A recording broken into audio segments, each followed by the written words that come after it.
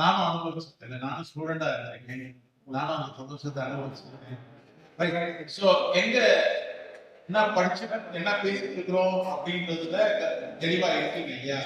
தமிழகத்து முஸ்லீம்களை பற்றி பேசிட்டு இருக்கிறோம். தமிழகத்துக்கு இஸ்லாமியர்கள் முஸ்லீம்கள் ரொம்ப முன்னாடி வந்துட்டாங்க. நபிகளாருடைய காலகட்டம் அல்லது நபிகளார் காலம்னா கொஞ்ச காலகட்டத்திலேயே அவங்க வந்துட்டாங்க. வந்தது ரொம்ப அமைதியான முறையில வந்த காரணத்தினால இங்கே அரசர்கள் கிட்ட நிறைய செல்வாக்கு பெற்றிருந்தாங்க. ஆனா அந்த அரசர்கள் கிட்ட செல்வாக்கு பெற்றிருந்தாங்க, அரசியல் செல்வாக்கு இருந்துச்சு அப்படின்ற செய்திகள் தகவல்கள் எல்லாம் நம்ம தொகுக்கப்பட்டிருக்கு. மக்கள் மத்தியில சென்றடையாம இருக்கு. நம்ம சில உதாரணங்களும் பார்ப்போம். ராஜராஜ சோழனுடைய அவையில இருந்தது, பாண்டிய மன்னர்களுடைய அவையில இருந்தது, அதே மாதிரி இளவரசர் சேதுபதிக்கும் பெரிய தம்பி மரக்காயருக்கும் இருந்த உறவுகள், இதை பத்தி எல்லாம் நம்ம படிச்சோம். அப்போ கடைசியா நம்ம நிற்கும் போது எந்த இடத்துல சொன்னோம்னா, இதெல்லாம் தொகுக்கப்பட்டிருக்கு, புத்தகங்களா வந்திருக்கு. அதுல ரொம்ப முக்கியமான புத்தகம் புலவர் ராசு அப்படின்றவருடைய புத்தகம். அது புலவர் ராசு அப்படின்றவங்க கல்வெட்டு ஆராய்ச்சியாளர். அவர் என்ன பண்ணாருன்னா, ஈரோட்டை சேர்ந்தவர். தமிழகம் முழுக்க முஸ்லிம்கள் சம்பந்தமா, தமிழக முஸ்லிம்கள் சம்பந்தமா எங்கெங்கெல்லாம் கல்வெட்டுகள் இருக்கு, எங்க செப்பேடுகள் இருக்கு, அந்த கல்வெட்டுகள் அந்த செப்பேடுகள் எல்லாத்தையுமே தொகுத்து ஒரு நூலா இஸ்லாமிய தமிழ் ஆவணங்கள் அப்படின்ற ஒரு நூலா, ரொம்ப அழகான நூலா கொண்டு வந்திருக்கு. அந்த நூல் நீங்க படிச்சீங்க அப்படின்னு சொன்னா, அந்த நூல்ல நிறைய செய்திகள், என்ன செய்திகள்னா, இஸ்லாமிய நிறுவனங்களுக்கு இந்து அரசர்கள், தமிழ் அரசர்கள் கொடை கொடுத்த செய்திகள், கல்வெட்டு செய்திகள். அதே மாதிரி இந்து சமய நிறுவனங்களுக்கு இஸ்லாமியர்கள் பங்கேற்றது அப்படின்ற செய்திகள் அந்த செப்பேடுகள்ல, அந்த கல்வெட்டு தொகுப்புல நிறைய இருக்கு. உதாரணத்துக்கு சொல்லணும் அப்படின்னு சொன்னா, காயப்பட்டினம் அப்படின்ற ஒரு ஊரு, அங்க கருப்புடையார் பள்ளி அப்படின்ற பள்ளி இருக்கு. பள்ளிவாசல், இஸ்லாமியர்களுடைய பள்ளிவாசல். இந்த கருப்புடையார் பள்ளி, காயப்பட்டினத்திற்குரிய கருப்புடையார் பள்ளிக்கு வீரபாண்டியன் என்கின்ற பாண்டிய அரசர் 10ஆம் நூற்றாண்டு கொடுத்த தானமா அளித்த நிலங்களுடைய தொகுப்பு ஒரு கல்வெட்டுல சொல்லப்பட்டது. அப்போ காயப்பட்டினத்துல ஒரு பள்ளிவாசல், இஸ்லாமிய பள்ளிவாசல். அதே போல அதே காயப்பட்டினத்துல கடற்கரை பள்ளி அப்படின்ற பள்ளி, அல்லது அது இரட்டைப்புறம் பள்ளி அப்படின்னு சொல்றாங்க. இந்த பள்ளிக்கு சடையவர்ம குலசேகரன் அப்படின்ற பாண்டிய அரசன் கொடுத்த தானங்கள் தொகுக்கப்பட்டது. அதே மாதிரி திருப்புல்லானின்னு ஒரு ஊர், ராமநாதபுரம் பக்கம் திருப்புல்லானின்னு ஒரு ஊர், அங்க திருப்புல்லானி கோயில் ஒன்று இருக்கு. அந்த ஊர்ல பெரிய கோயில் ஒன்று இருக்கு. அந்த கோயில ஒரு கல்வெட்டு இருக்கு. அந்த கோயில் கல்வெட்டு சடையவர்ம சுந்தர பாண்டியன் அப்படின்ற பாண்டிய அரசன் அந்த பள்ளிவாசல், அந்த ஊருக்கு பள்ளிவாசலுக்கு கொடுத்த நிலங்களுடைய பட்டியல். இப்போ இது நான் சொல்றது 3 தான். நீங்க அந்த புக்கை எடுத்தீங்கன்னா அவரு அது மாதிரி கிட்டத்தட்ட ஒரு 100 சில்ற கல்வெட்டுகள் இருந்திருக்காங்க. என்னது? இஸ்லாமிய சமய நிறுவனங்களுக்கு இந்து அரசர்கள் காலங்காலம் பாண்டிய அரசர்கள் கொடுத்த தானங்கள். அதுல ஒரு கல்வெட்டு மதுரைக்கு போனீங்கன்னா மதுரை காசிமா பள்ளி பள்ளி மதுரையில இப்பவும் காசிமா பள்ளி அப்படின்னு ஒரு பள்ளி இருக்கு. மாலிக் கபூர் தெரியும் இல்லையா உங்களுக்கு? யார் மாலிக் கபூர்? அலாவுதீன் ரொம்ப பிரைட்டான ஸ்டூடெண்ட்ஸா இருக்காங்க. எல்லா கேள்விகளுக்கும் பதில் சொல்லுங்க. அலாவுதீன் கில்ஜியுடைய தளபதியா இருந்து தென்னகத்துக்கு வந்து தென்னகத்தை கைப்பற்றிய தென்னகத்துல மதுரை மீது படையெடுத்து வந்து அதுக்கு பிறகு திரும்பி அவர் திரும்பி போகும்போது மதுரையில ஒரு பள்ளிவாசல் கட்டுறாரு. அந்த பள்ளிவாசலுக்கு இப்போ காசிமார் பள்ளி அப்படின்ற பேர். இந்த காசிமார் பள்ளிக்கு சுந்தரபாண்டியன் என்கின்ற அரசு கொடுத்த செப்பேடு. அந்த செப்பேடு என்ன சொல்லுதுன்னா, இந்த பள்ளிவாசல் நிர்வாகம் வந்து வரகனூர் அப்படின்ற கிராமத்துல இருந்து வரக்கூடிய வருவாய இந்த பள்ளிவாசலுக்கு அர்ப்பணிக்கணும் அப்படின்னு. அப்போ இது என்ன, இது எதுக்கான சான்று அப்படின்னு கேட்டா,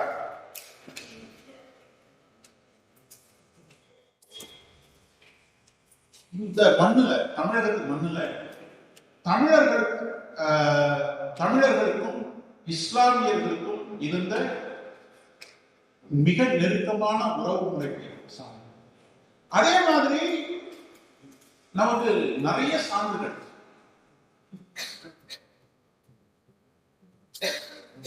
இந்து சமய நிறுவனங்கள் இஸ்லாமியர்களுடைய பங்களிப்பு, அதுக்கும் சான்றுகள் நிறைய கிடைக்கும். உதாரணத்துக்கு தென்காசி அந்த பகுதியில இருந்த ஒரு கோயிலுக்கு வழங்கப்பட்டிருக்கக்கூடிய இஸ்லாமியர்களால் வழங்கப்பட்டிருக்கக்கூடிய கொடை அந்த பகுதியில பதிவு இருக்கு. அது மாதிரி நிறைய பதிவுகள் தொடர்ச்சியா. அப்ப என்ன நமக்கு தெரிய வருது அப்படின்னு சொன்னா, இந்த மண்ணு எப்படிப்பட்ட மண்ணுன்னா, தமிழ் சமூகம் எப்படிப்பட்ட சமூகம்னா, இங்க வந்து எந்த வேத உணர்வுகளும் இல்லாம காலங்காலமா நம்ம வந்து ஒரு மிக நெருக்கமான உறவு முறையை பேடி காத்திருக்கிறோம். அந்த உறவு முறையின் வெளிப்பாடுதான் இன்னைக்கு வரைக்கும் இந்த தமிழகம் ரொம்ப சிறப்பான கம்னல் ஹார்மோனி சொல்லக்கூடிய ஒரு அழகான உண்மை. இதுல இன்னும் சிறப்பா இஸ்லாமியர்கள் எல்லா காலகட்டத்திலும், நம்ம இதுவரைக்கும் பேசுறது வந்து அரசர்கள் காலத்துல, சோழர்கள் காலத்துல, பாண்டியர்கள் காலத்துல, மதுரை நாயக்கர்கள் காலத்துல, ராமநாதபுரம் சேதுபதி காலத்துல எப்படி இருந்துச்சுன்னு சொல்லி, அதுக்கப்புறம் ஆங்கிலேயர்கள் வந்துடுறாங்க. ஐரோப்பியர்கள் வந்துடுறாங்க. ஐரோப்பியர்கள் காலம் வரும்போது இந்தியாவில் விடுதலை போராட்டம் தொடங்குது. அப்படி விடுதலை போராட்டம் தொடங்கும் போது கூட இந்த தமிழகத்து முஸ்லிம்கள், தமிழகத்து இஸ்லாமியர்கள் விடுதலை போராட்டத்தை மிகப்பெரிய பங்களிப்பு ஆகும். ரொம்ப முக்கியமா யார சொல்லணும் அப்படின்னா, மருதநாயகம் என்கின்ற அந்த மிக சிறந்த ஒரு கதாபாத்திரத்தை சொல்லணும். உங்களுக்கு எல்லாம் தெரியுமா மருதநாயகத்தை? கேள்விப்பட்டிருக்கீங்களா? இந்த பேரு கேள்விப்பட்டிருக்கீங்களா? இல்லையா? கேள்விப்பட்டிருக்கீங்க? எங்க ஸ்கூல் புக்ல இருக்கா? என்னமா ஸ்கூல்ல படிக்கும் போது எங்க கேள்விப்பட்டிருக்கீங்க? ஸ்கூல் புக்லயா? யாரா சொன்னாங்களா? மேம் சொன்னாங்க. இந்த பேர் வந்து யாருக்குமே தெரியாம இருந்துச்சு. 1990கள்ல கமலஹாசன் வந்து ஒரு படம் எடுக்கணும்னு சொன்னார். அந்த படத்துக்கு தலைப்பா அவர் வந்து மருதநாயகன் வச்சார். மருதநாயகன்ற தலைப்பு வச்சது மட்டும் இல்ல, அவர் என்ன பண்ணாருன்னா எலிசபெத் ராணி, அன்னைக்கு இங்கிலீஷ் மகாராணி இருக்காங்கல்ல, அவங்கள கூப்பிட்டு வந்தார். கூப்பிட்டு வந்து பூஜை போட்டார் அந்த படத்தை. அதுக்கப்புறம் தான் தமிழ் சமூகம் யார் இந்த மருதநாயகம் அப்படின்னு பேச ஆரம்பிச்சு. அதுக்கப்புறம் தான் எல்லாருக்குமே தெரிய வந்துச்சு, தமிழ்நாட்டில் ஆங்கிலேயர்களுக்கு எதிராக மிக சிறந்த ஒரு எதிர்ப்பை 2 வருஷம் மதுரை மண்ணில் இருந்து ஆங்கிலேயர்களுக்கு எதிராக 2 வருஷம் போராட்டம் ஒரு மாநிலம் தான் இந்த மருதநாயகம். அந்த மருதநாயகத்தை இன்னைக்கு தமிழர் மறந்துச்சு. ஆனா அந்த நினைவுகளை மீட்டெடுக்க வேண்டிய அவசியம் தமிழர்களுக்கு, தமிழக இளைஞர்களுக்கு. ஏன்னா அந்த மாதிரி ஒரு என்டர்பிரைசிங் கேரக்டர், ரொம்ப சிறப்பான ஒரு கேரக்டர் தமிழக வரலாறுன்னு நீங்க பார்க்கவே முடியாது. ஒரு சாதாரண இளைஞர் ராமநாதபுரத்துல பனையூர்ன்ற ஊர்ல பிறந்து அவங்க வீட்டுல இருந்து ஓடி போய் தமிழகத்துல என்னுடைய காலடி படாத இடமே இல்லைன்னு சொல்லக்கூடிய அளவுக்கு தமிழகம் முழுக்க சுற்றி வந்து சின்ன வயசுல வீட்டை விட்டு ஓடி போயிடுறாரு. அதுக்கப்புறம் அவரை எங்க பார்க்க முடியுதுன்னா பாண்டிச்சேரியில பார்க்க முடியும். பாண்டிச்சேரியில பிரெஞ்சுக்காரங்க கிட்ட பயிற்சி எடுக்கிறார், ஆயுத பயிற்சி, குதிரை பயிற்சிலாம் எடுக்கிறார். பாண்டிச்சேரிக்கு அப்புறம் அவர் எங்க பார்க்க முடியுதுன்னா தஞ்சாவூர்ல மராட்டியர்கள் கிட்ட சேவகரா இருக்கிறார். ஒரு ராணுவ வீரரா தஞ்சாவூர் மராட்டியர்கள் கிட்ட இருக்கிறார். அதுக்கு பிறகு அங்கே இருந்து நெல்லூர்ல கமால் அப்படின்ற அந்த பகுதியுடைய அரசர், அந்த அரசர்கிட்ட ஒரு ராணுவ வீரரா. அதுக்கு பிறகு ஆங்கிலேயர்கள் கிட்ட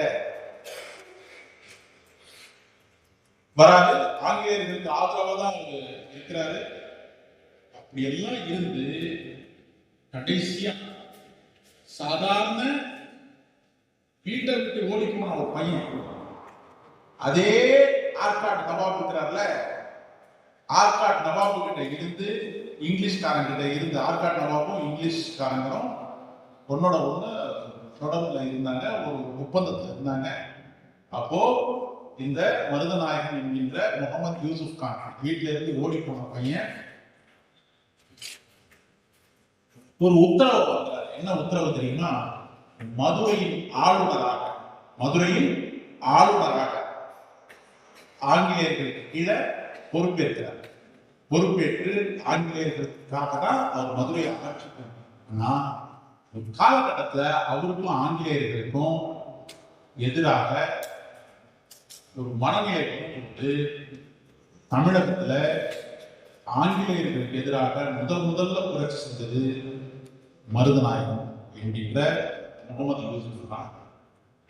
1763 இருந்து 1765 வரைக்கும் 2 வருஷம் மதுரை மண்ணுல, மதுரை கோட்டைக்குள்ள, கோட்டைய சுத்தி இங்கிலீஷ்காரன் கோட்டையை சுத்திக்கினா. ஆனா 2 வருஷம் இங்கிலீஷ்காரனுடைய அந்த பிசின்னு சொல்லுவோம்ல, கோட்டையை சுத்திக்கிட்டு இவரால வெளியே வர முடியாது, அவங்க உள்ளவும் போக முடியாது கோட்டைக்குள்ள. 2 வருஷம் தாக்கு பிடிச்சு கடைசியில அக்டோபர் 15, 1764 மறைந்து போகிறாரு யூசுப் கான் என்கின்ற மருதநாயகன். அவரு மறைந்து போன போது, யூசுப் கான் மறைந்து போன போது, அதுவும் அவர் மறைந்தது சூழ்ச்சியின் காரணமா, கூட இருந்தவங்க மதுரை கோட்டைக்குள்ள கூட இருந்தவங்களே கடைசியில அவரை பிடிச்சு இங்கிலீஷ் கிட்ட ஒப்படைக்கிறாங்க. இங்கிலீஷ் கிட்ட ஒப்படைச்ச உடனே இங்கிலீஷ்காரனும் ஆற்காடு நவாபும் என்ன பண்றாங்க அப்படின்னு சொன்னா அவரை தூக்கில போட்டுறாங்க உடனே. ஏன்னா பயம், அந்த அளவுக்கு பயம், அவ்வளவு அடிமைக்கிறாங்க. 2 வருஷம் தூக்கில போட்டது மட்டும் இல்லை, தூக்கில போட்டது மட்டும் இல்ல, செத்து போன சடலத்தை திருப்பியும் உயிர் பெற்று வந்தா நமக்கு பிரச்சனை அப்படின்றதுனால கழுத்தை தனியா, செத்து போன சடலத்துல கழுத்தை தனியா, கைய தனியா, உடம்ப தனியா, காலை தனியா வெட்டி அதை வெட்டி போட்டுறாங்க அவருடைய ஆதரவாளர். ஒவ்வொரு பகுதிக்கு திருச்சியில தலை, மதுரை சமட்டியாபுரம் அப்படின்னு ஊர்ல அவருடைய உடல், திண்டுக்கல் பக்கத்துல வர வழியில பெரிய குளத்துல அவருடைய கால் தனித்தனியா புதைக்கப்படும். அவ்வளவு பெரிய வீரர். தமிழகத்துல விடுதலை போராட்டத்தை முதல்ல தொடங்கி வைத்த மதுரை மருதநாயகம் என்கின்ற யூசுப் கான் என்கின்ற கான்சாமி. ஆனா அந்த அவ்வளவு சிறப்பான ஒரு கதாபாத்திரத்தை பற்றி நம்ம இன்னைக்கும் தெரியாம, ஒரு போலீஸ் இருக்காரு, ஒரு நிகழ்வுக்காக மதுரைக்கு வராரு. அவர் மதுரைக்கு வரும்போது அவர் அரசு நிகழ்ச்சிக்காக தான் வராங்க. அந்த அரசு நிகழ்ச்சியில பங்கேற்றுட்டு அவர் சொல்றாரு, நான் சமட்டியாபுரம் போகணும் அப்படின்னு. சமட்டியாபுரத்துக்கு அவர் வராரு. வந்துட்டு அவர் என்ன பண்றாருன்னா, ஒரு சல்யூட், ஒரு போலீஸ் சல்யூட். அந்த சமட்டியாபுரத்தை இப்போ நீங்க போனீங்கன்னா அங்க ஒரு பள்ளி இருக்கு, பள்ளிக்கு பக்கத்துல இந்த அடக்கஸ்தலம் இருக்கு. இந்த அடக்கஸ்தலத்தை ஒரு போலீஸ் சல்யூட் வச்சுட்டு திரும்புறாரு. அப்போ கூட இருந்த காவலர், இந்த பெரிய போலீஸ் அதிகாரி கூட அவங்க காவலர் கேட்கிறாங்க, சார் இந்த இடத்துக்கு யாரும் வரமாட்டாங்க, நீங்க இங்க வந்திருக்கிறீங்க, இந்த அளவுக்கு மரியாதை அந்த சடலத்துக்கு கொடுக்குறீங்க, அந்த அடக்கஸ்தலத்துக்கு கொடுக்குறீங்க அப்படின்னு அந்த அதிகாரி சொன்ன பதில், இந்த இடத்துல நெப்போலியனுக்கு இணையான, பிரெஞ்சு அரசர் நெப்போலியனுக்கு இணையான ஒரு மாவீரன் உறங்கிட்டு இருக்கிறான் அப்படின்னு அவர் சொன்ன பதில். அப்போ அவ்வளவு சிறந்த ஒரு மாவீரனை இந்த தமிழக மண்ணு மறந்துச்சு. அது மாதிரி எத்தனையோ பேரை, விடுதலை போராட்டத்தை ஈடுபட்ட இஸ்லாமியர்கள் எத்தனையோ பேரை இந்த மண்ணு இதுவரைக்கும் நினைவு கூறாம இருக்கு. அதை நம்மளும் மக்கள் மத்தியில கொண்டு போய் சேர்க்காம இருக்கு. இன்னொருத்தர் இதே மதுரை மண்ணை சேர்ந்தவர், மதுரை மௌலானா சாஹிப் அப்படின்ற, இந்த மதுரை மௌலானா சாஹிப் அப்படின்றவங்க காந்திய இயக்கத்தில் ஈடுபட்டு காந்தி அறிவிச்ச எல்லா போராட்டங்களையும் பங்கேற்று தன்னுடைய குடும்பத்தை தியாகம் பண்ணி இந்த தமிழ் சமூகத்துக்காக தன்னையே அர்ப்பணிச்சுக்கிட்டவங்க மதுரை மௌலானா சாஹிப். ஆனா இன்னைக்கு அந்த மதுரை மௌலானா சாஹிப் பற்றி யாருக்கும் எந்த தகவல்களும் பெரிய அளவுல தெரியாது. அவரு எந்த அளவுக்கு இந்த நாட்டின் மீது பற்று வச்சிருந்தார் அப்படின்னா, 1920களில் அவர் சிறைச்சாலையில் இருந்தார். தேசிய இயக்கத்துக்கு ஈடுபட்டது காரணமாக அவர் சிறைச்சாலையில் அடைக்கப்பட்டார். அப்படி அடைக்கப்பட்டிருக்கக்கூடிய காலகட்டத்தை அவங்க மனைவி இறந்தது. அவங்க மனைவி இறந்த தகவல், அவங்க மனைவி இறந்த செய்தி அவங்களுக்கு சிறைச்சாலையில சொல்லப்படுது.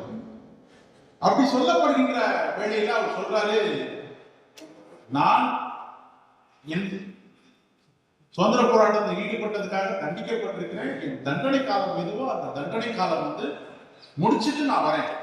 நான் என் மனைவி இறப்புல பங்கேற்கணும்னா இங்கிலீஷுக்கு ஒரு மனு எழுதணும், என்ன விடுங்க, ஒரு நாளைக்காக பரவாயில்ல விடுங்க, ஒரு நாளைக்காக நீங்க வெளில விடுங்க அப்படின்னு மனு எழுது.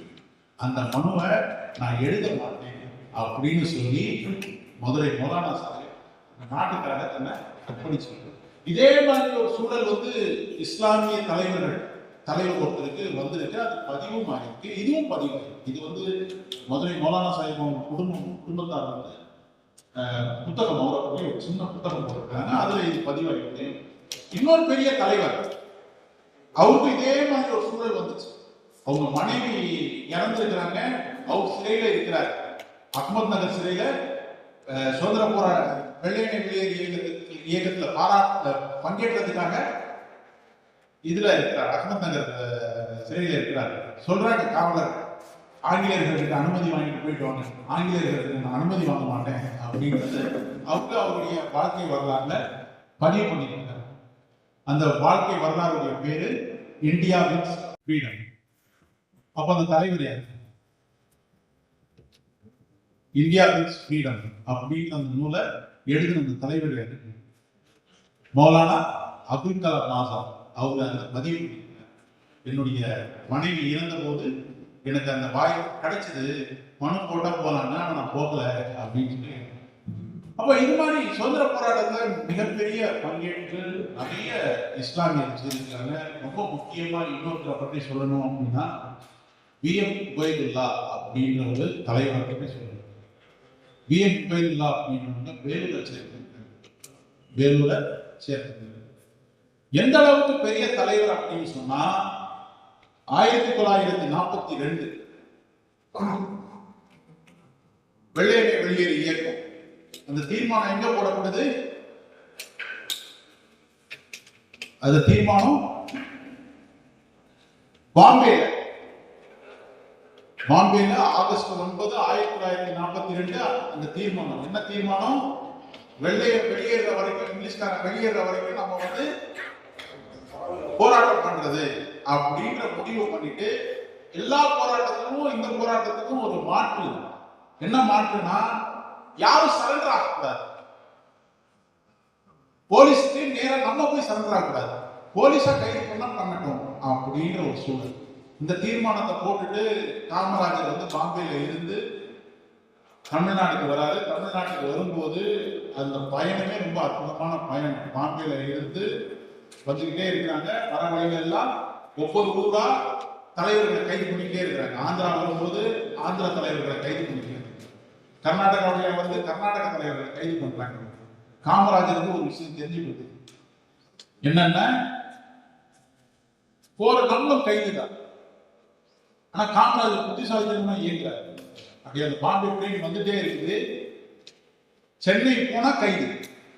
காமராஜர் என்ன பண்றாரு? அரக்கோணத்துல இறங்கிடுறாரு. சென்னைக்கு போனா தானே கைது பண்ணுவேன், நான் அரக்கோணத்துல இறங்கிட்டேன் அப்படின்ட்டு அரக்கோணத்துல இறங்கி மாறு வேஷத்துல ராணிப்பேட்டை வந்து, ராணிப்பேட்டையில இருந்து அப்படியே ஒரு திருச்சி, திருநெல்வேலி அதுக்கெல்லாம் போயிட்டு மக்களை என்ன இது யாரும் சரண்டர் ஆகலாம் அப்படின்ற ஒரு சூழல். காமராஜர் எங்க கைது செய்யப்படுறாருன்னா அவங்க ஊர்ல தான் கைது செய்யப்படுறாரு. இதுக்கு போயிடாரு, ஸ்ரீவில்லிக்கு போயிடாரு. அங்கதான் அவருடைய ஊர்ல தான் கைது செய்யப்படுறாரு. காமராஜர் கைது செய்யப்பட்ட போது காமராஜர் சொன்ன வார்த்தை என்ன அப்படின்னா, இந்த மாப்போ சிவஞானம் கூட தன்னுடைய மாப்போ சிவஞானம் அந்த காலத்துல வாழ்ந்தவர், இந்த வெள்ளையனே வெளியேறு இயக்கத்துல ஈடுபட்டவர். மாப்போ சிவஞானம் அவருடைய புத்தகம் தமிழகத்தில் விடுதலை போராட்டம் அப்படின்ற அந்த புத்தகத்தை மாப்போ சிவஞானம் எழுதுறாரு. காமராஜர் கைது செய்யப்பட்ட போது அவருடைய அறிவிப்பு என்னன்னா, எனக்கு பிறகு இந்த போராட்டத்தை, எந்த போராட்டத்தை, வெள்ளையனே வெளியேறு போராட்டத்தை தமிழகம் முழுக்க ஒருங்கிணைக்கக்கூடிய பொறுப்பு விஎம் உபைதுல்லா என்கின்ற வேலூர் உபைதுல்லாவுடையது அப்படின்னு அறிவிச்சு சொல்லிட்டு அவர் கைதாகிறார். அவர் கைதான மாசம் வந்து ஆகஸ்ட் 1942 அவர் கைது. அதுக்கு பிறகு ஒரு வருஷம் தமிழகம் முழுக்க இந்த போராட்டத்தை ஒருங்கிணைச்ச தலைவர் யாருன்னா, வெள்ளையனே வெளியேறு இயக்கத்தில் ஒருங்கிணைச்ச தலைவர் யாருன்னா வெள்ளூர் விஎம் உபைதுல்லா. ஆனா அந்த வெள்ளூர் விஎம் உபைதுல்லா பற்றி எந்த புத்தகமும்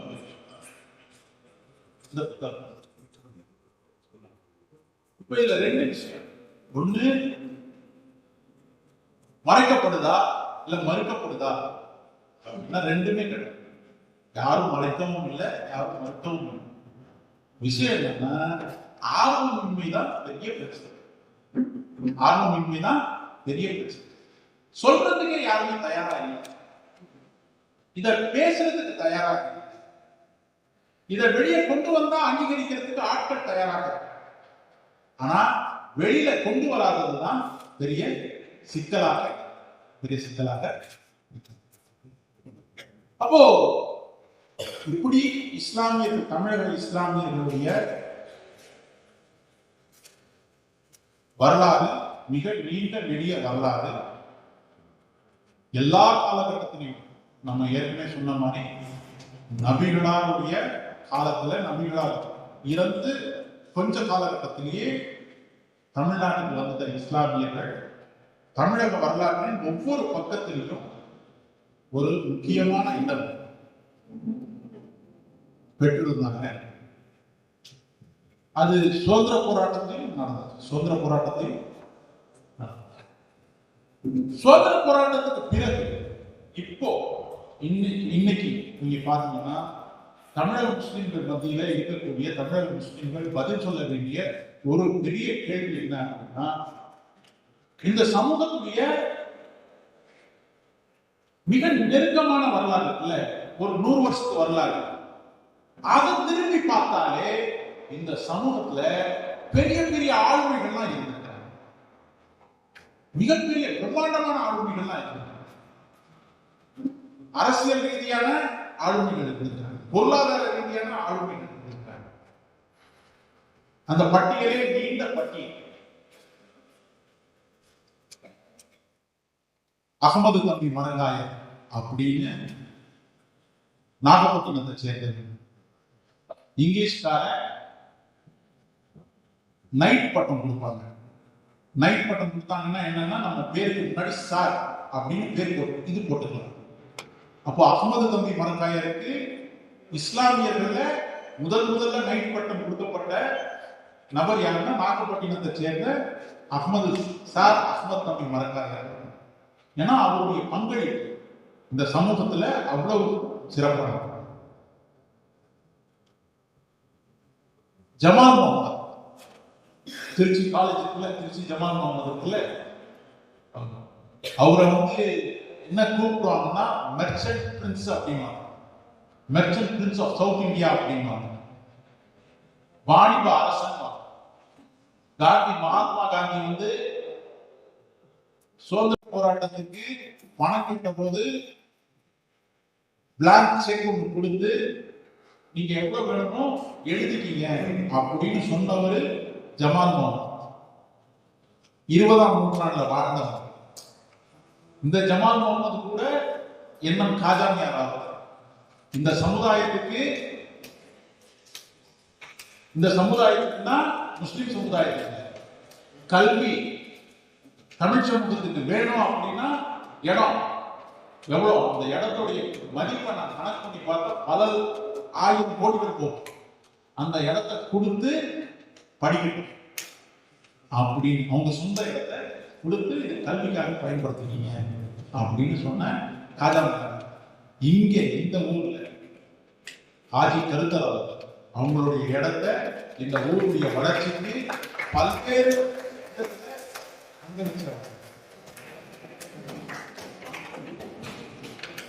20ஆம் நூற்றாண்டுல இன்னும் நிறைய ஆளுமைகள்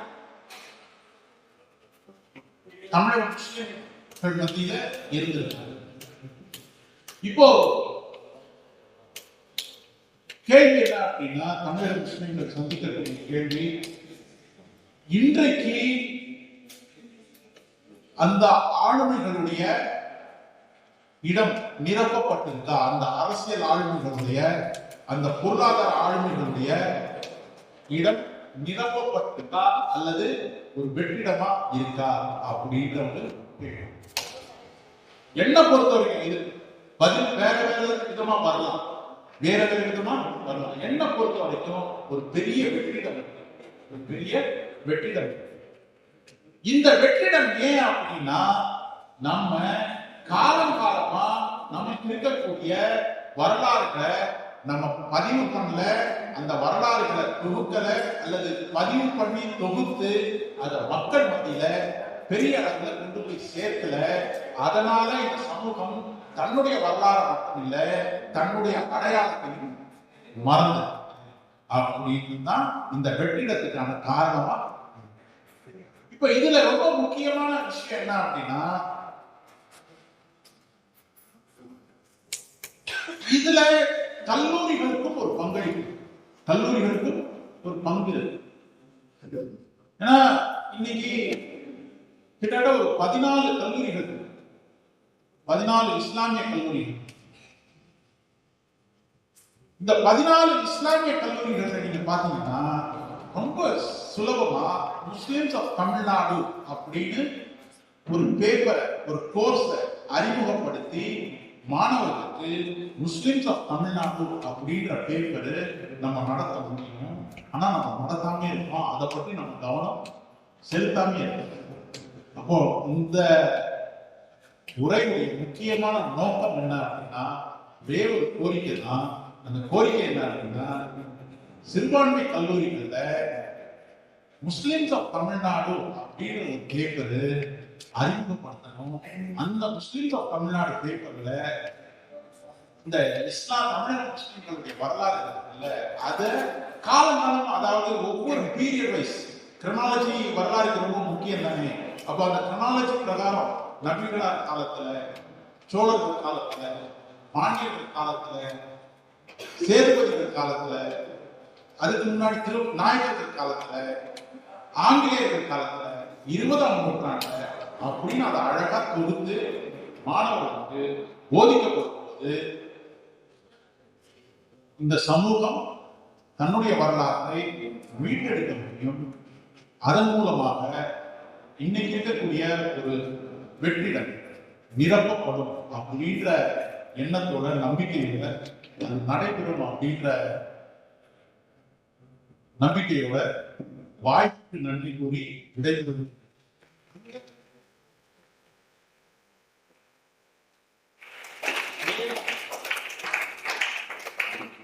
கைதறதுக்கு நிறைய அர்த்தம். இதுல ஏதேனும் சந்தேகங்கள் உங்களுக்கு இருந்துச்சுன்னா நீங்க கேட்டீங்கன்னா ரொம்ப சந்தோஷம்.